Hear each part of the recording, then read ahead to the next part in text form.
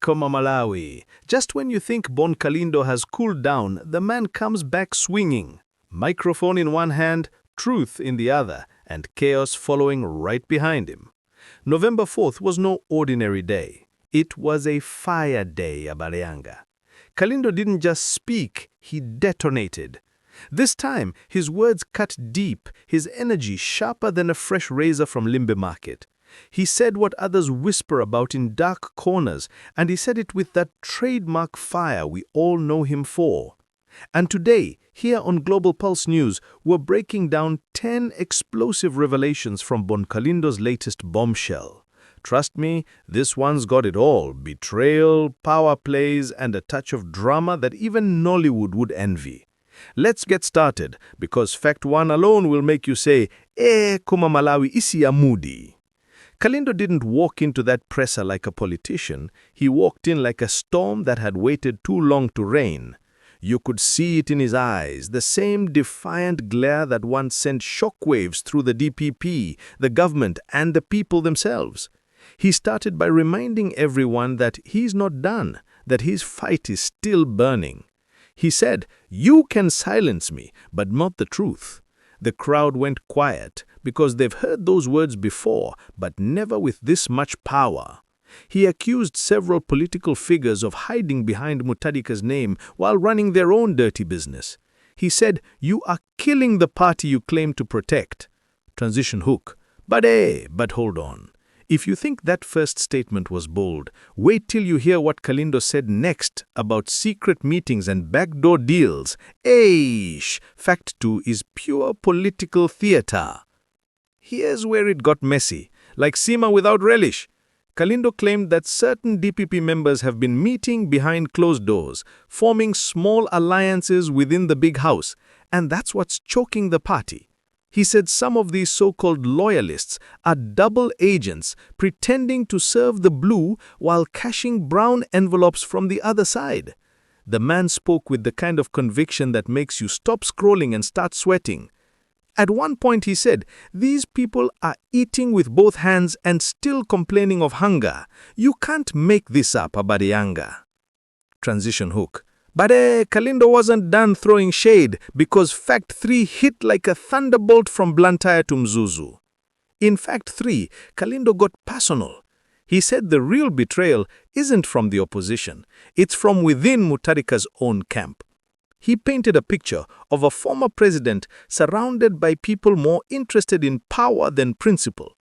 He called out those who claim to love Mutharika but won't even protect his name when it matters. He said, if you love a leader, you defend his truth, not his chair. That line spread across social media faster than a fuel shortage rumor. The message was clear: loyalty without integrity is just business. Transition hook. Barabale. When Kalindo talks about loyalty, he doesn't mean blind faith. Fact 5 dives deep into his new mantra, truth before tribe. Kalindo spoke with that rare Malawian fire, proud, emotional, but honest. He said Malawi's biggest curse is that people defend colors, not character. You don't eat blue, you don't eat yellow, but you're starving for justice. He urged Malawians to rise above party lines and think like citizens, not followers. The room clapped, even those who disagreed, because sometimes truth doesn't need translation, it just needs courage. He ended that part with a warning. When politics becomes a business, the people become the product. Simple, deep, and dangerous. Transition hook. But that was just the philosophy part. In fact 5, Kalindo dropped something even heavier, a revelation that left journalists exchanging looks like, did he really just say that? This is where the press conference went from loud to legendary. Kalindo accused certain big men, you know the type, of manipulating political events to stay relevant even when their time is gone. He said they're retired from politics, but politics never retired from their wallets. It's like a bad DJ, same beat, different song. And to top it off, he claimed that some of these so-called advisors are the reason Peter Mutharika's comeback feels like it's stuck in neutral. You can't drive forward with passengers pressing the brakes. Boom! transition hook, but just when you thought Kalindo had reached his limit. Wait till fact 6, because that's where he called out the system itself, not just the people inside it. Hey, Malawi. In fact 6, Kalindo stopped talking about people and started talking about the system itself. He said Malawi's system of justice and governance is like a bicycle with one pedal. It moves, but not forward. He claimed corruption isn't a problem anymore. It's a profession. You can't fight a system that rewards thieves and punishes whistleblowers, he said, voice cracking slightly, but steady. He pointed out the imbalance between the poor and the powerful, the way big fish swim free while small ones fry in the pan. It wasn't just a criticism, it was a mirror.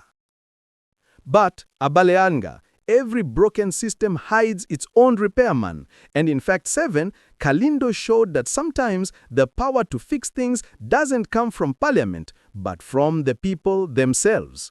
Kalindo reminded everyone that real change starts with the people, not politicians.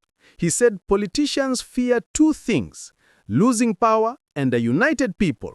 The audience clapped hard. Even journalists forgot their notebooks for a second.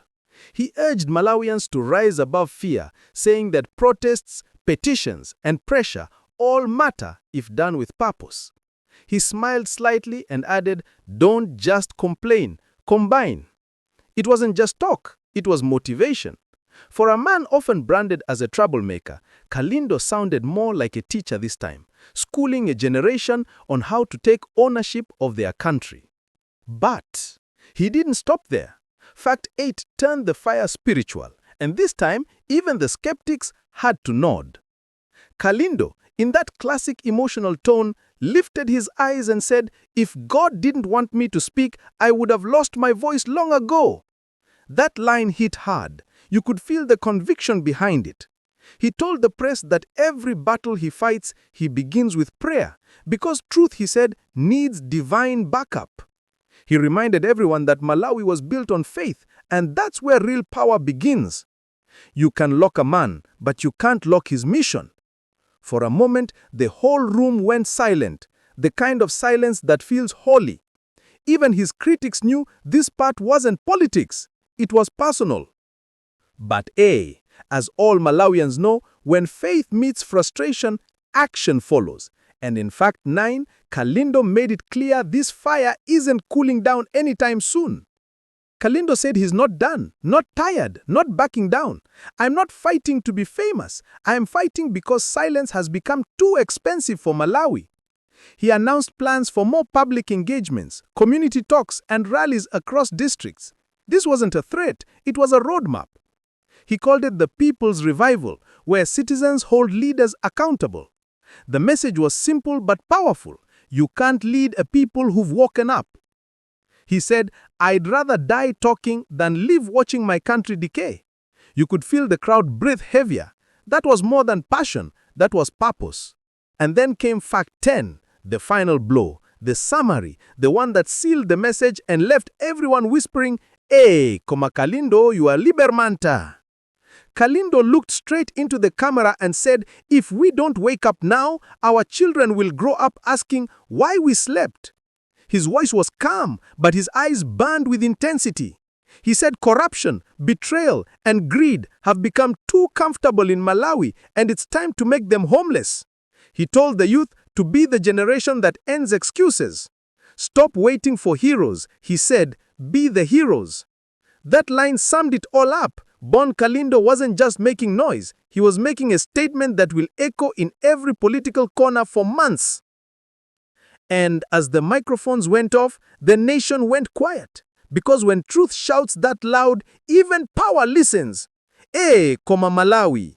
Once again, Bon Kalindo has set the stage on fire. And whether you love him or hate him, you can't ignore him. From exposing secret deals to calling for unity, he's proven that some voices just refuse to be silenced. This November 4th moment will go down as another reminder that the fight for truth never sleeps. So now, over to you. What do you think? Is Kalindo the fearless truth teller Malawi needs, or just another political storm? Drop your thoughts below. Hit like if you stand for truth. Tap subscribe to join the Global Pulse Newz family. Your voice, your story, your platform. And don't forget to share this video because in Malawi, truth spreads fastest when we share it. At Global Pulse Newz, we don't just report news, we spark the nation. MW.